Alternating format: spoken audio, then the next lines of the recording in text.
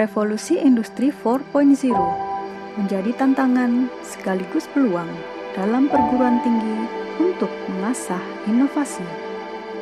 Assalamualaikum warahmatullahi wabarakatuh. Yang terhormat Bapak Ibu tim penguji uji kinerja program pendidikan profesi guru Universitas Negeri Malang.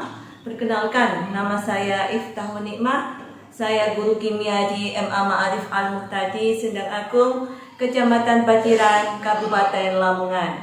Saat ini saya tercatat sebagai mahasiswa PBG dalam jabatan di Universitas Negeri Malang, Prodi Kimia kategori 1 angkatan kedua.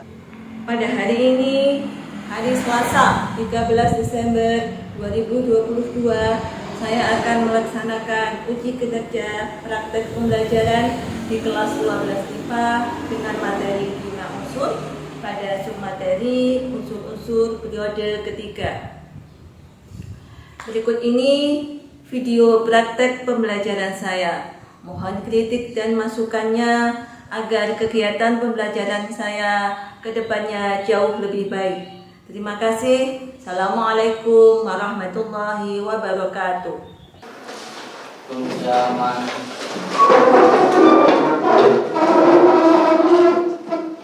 Assalamualaikum warahmatullahi wabarakatuh. Waalaikumsalam warahmatullahi wabarakatuh. Silakan ketuanya dipimpin berdoa ke depan.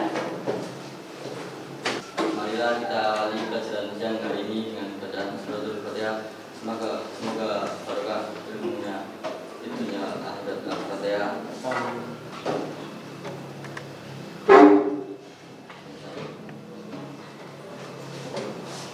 Terima kasih kepada Mas Nadif. Sebelum saya absen, coba dilihat sebelahnya kanan kiri siapa yang tidak masuk.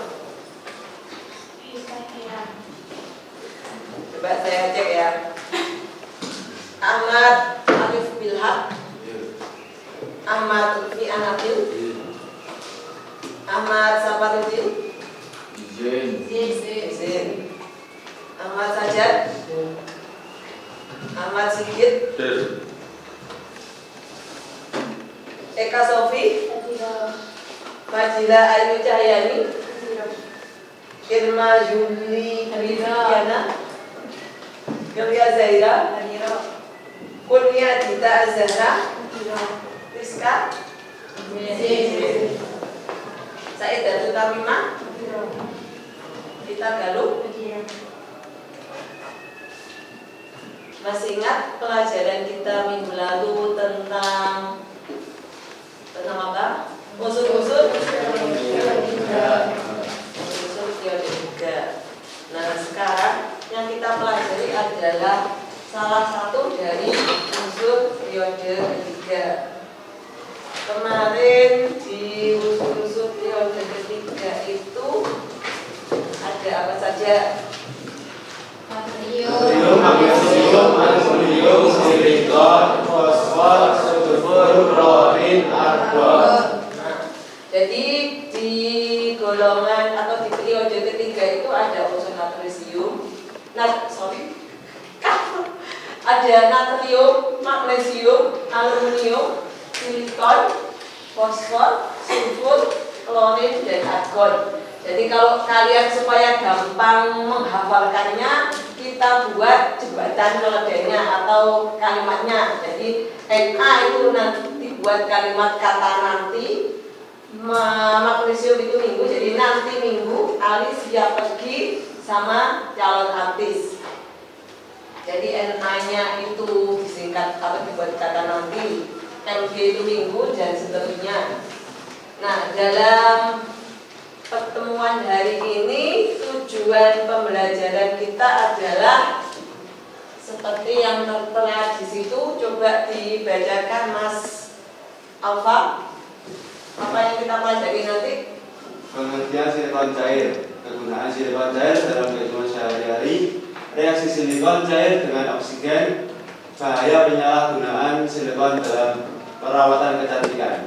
Jadi yang kita pelajari nanti khusus tentang silikon, yang ternyata silikon itu masih banyak disalahgunakan dalam produk atau perawatan kecantikan.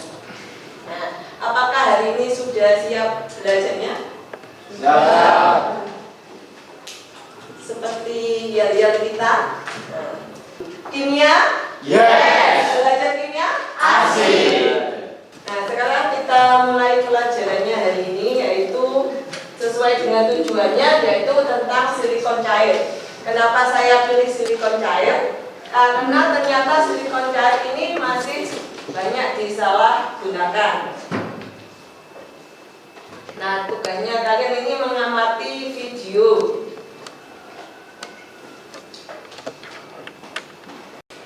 Nah, sekarang nanti bisa segera dilihat dan diamati video berikut. Pemirsa, sejumlah tindakan dilakukan oleh kaum hawa untuk mempercantik diri mereka. Sebut saja ada filler, botox, bahkan suntik silikon seperti yang terjadi pada seorang perempuan yang ditemukan tewas di kawasan Jakarta Barat. Jumlah masalah mulai dari nyeri yang jangka panjang, kemudian infeksi kalau tindakannya itu tentunya tindakan yang tidak steril dan higienis, dan juga yang paling berbahaya kalau penyuntikannya itu tidak benar, ya akan menyebabkan terjadinya emboli pada pembuluh darah. Nah, ini yang bisa menyebabkan resiko terjadinya kematian. Dan silikon cair kalau diinjeksikan ke tubuh, maka dia tidak akan diserap oleh tubuh kita, dia akan permanen di situ. Bedanya silikon cair dengan silikon padat. Saya silakan Mas Alfon. Kalau silikon cair bisa bercampur dengan pembuluh darah sehingga menjadi penyumbat atau emboli di pembuluh darah. Jika silikon padat tidak bisa masuk di pembuluh darah, dan itu yang disarankan dan lebih aman daripada dengan silikon cair. Untuk lebih pastinya dan supaya kalian tidak membayang-bayangkan kenapa kok silikon cair itu dilarang, ya. Ini kita demonstrasikan bersama. Bedanya antara silikon cair dengan silikon padat. Silikon cair itu dilarang disuntikkan ke dalam tubuh. Nah, ini kita ilustrasikan, ya. Bentar. Kan darah itu komponen utamanya adalah air, ya. Nah, silikon itu kalau dimasukkan ke dalam air, nanti kira-kira larut apa tidak? Silakan ambil. Atau ada yang lain, ayo galuh deh. Gak ngantuk.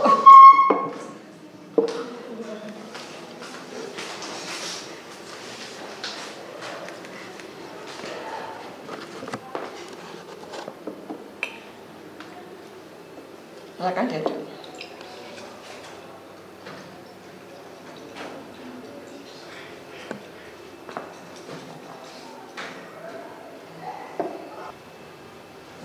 Coba diamati sendiri-sendiri, punya pil. Ketika silikon cair dilarutkan dalam air ini, larut apa tidak? Larut. Ya, larut ya. Nah, silakan duduk kembali. Terima kasih Mbak Galuh dan Mas Abil. Nah, itu tadi kalau silikon cair, ya. Ternyata silikon cair kalau dilarutkan dalam air itu larut. Nah, komponen darah kita itu kan penyusunnya sebagian besar adalah air, ya. Jadi kemungkinan kalau silikon itu disuntikkan ke dalam pembuluh darah kita, bisa jadi silikon itu larut dalam darah. Nah, dalam darah sendiri itu ada komponennya, yaitu ada salah satunya ada oksigennya yang nanti diedarkan ke seluruh tubuh. Jadi kalau ada silikon masuk ke pembuluh darah, kemungkinan besar silikon tersebut bisa berikatan dengan oksigen. Yang harusnya oksigen itu diedarkan ke otak, ya. Itu nanti bisa tersumbat karena dia berikatan dengan silikon. Sekarang saya punya salah satu contoh silikon padat, ya. Ini adalah casingnya HP. Nah, kalau saya larutkan ke dalam air, larut apa tidak? Tidak.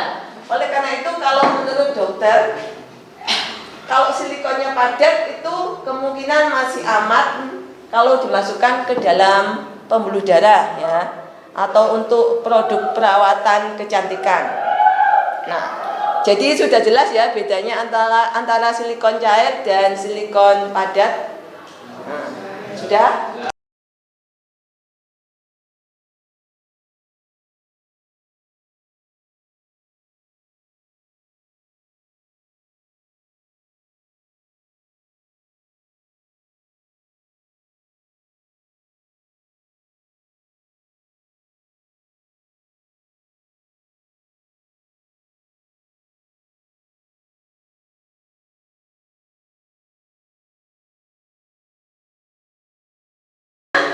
Tolong diperhatikan presentasinya dari Mbak Yulia, Mbak Anda.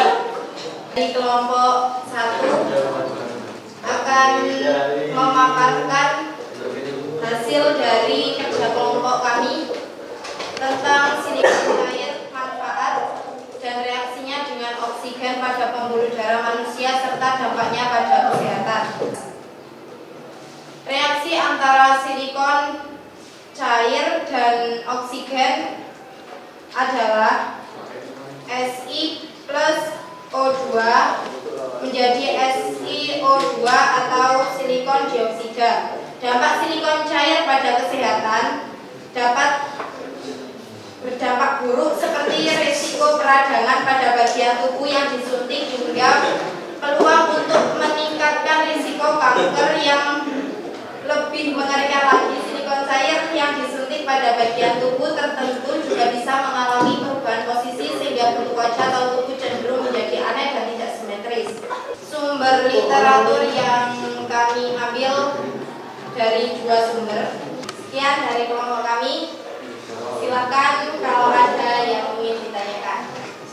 Assalamualaikum warahmatullahi wabarakatuh. Waalaikumsalam warahmatullahi wabarakatuh. Kita beri applause untuk kelompok. Ya, itu tadi presentasi yang sudah kalian paparkan di depan kelas ya. Apa yang bisa kita ambil kesimpulan dari pembelajaran kita hari ini? Mungkin ada yang menyampaikan?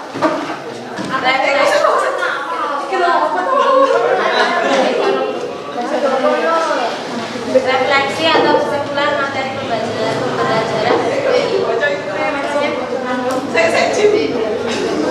Langsung. Masuk kesimpulan, coba Mbak Ila buat kesimpulan dari pembelajaran hari ini.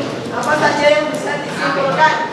Silikon cair merupakan larutan silikon yang mengandung berbagai senyawa kimia lain sehingga larut dalam air. Kegunaan silikon cair diantaranya adalah untuk menghilangkan bagian kendaraan, membuat serat optik dan dalam operasi plastik, dan mampu bekerja dalam temperatur tinggi.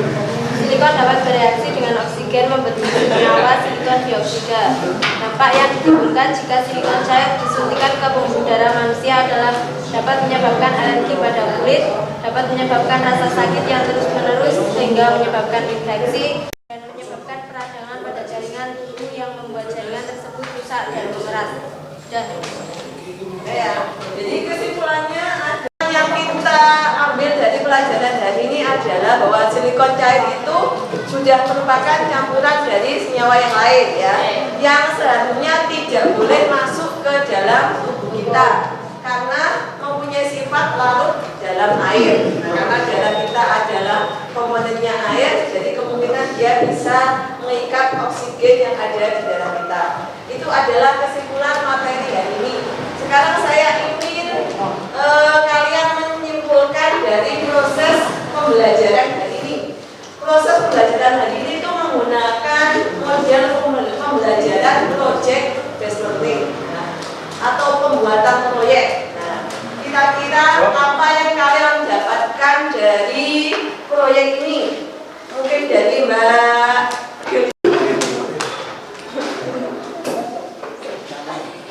Silakan Mbak Hilya.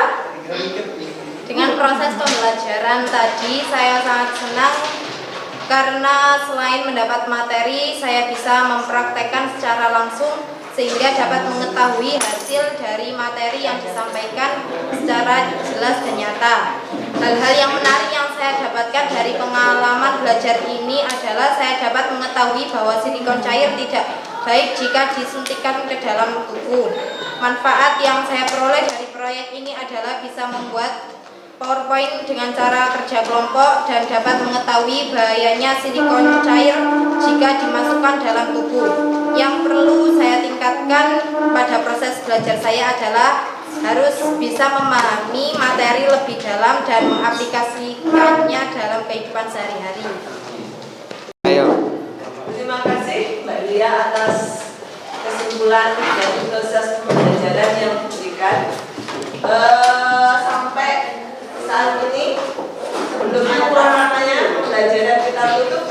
yang perlu ditanyakan? Boten Bu, sampun paham. Tidak ada yang ditanyakan. Mari kegiatan belajar hari ini kita tutup